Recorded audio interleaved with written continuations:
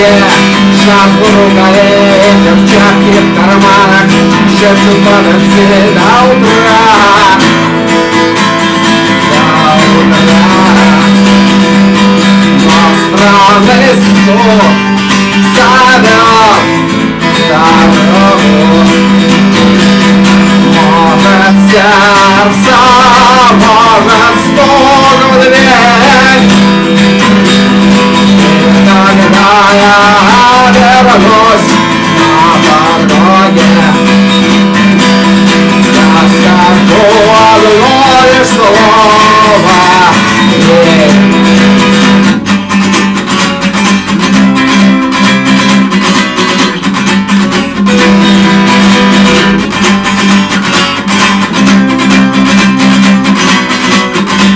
Опять на вокзал, опять поезда, опять проводник выдаст зеленый чай.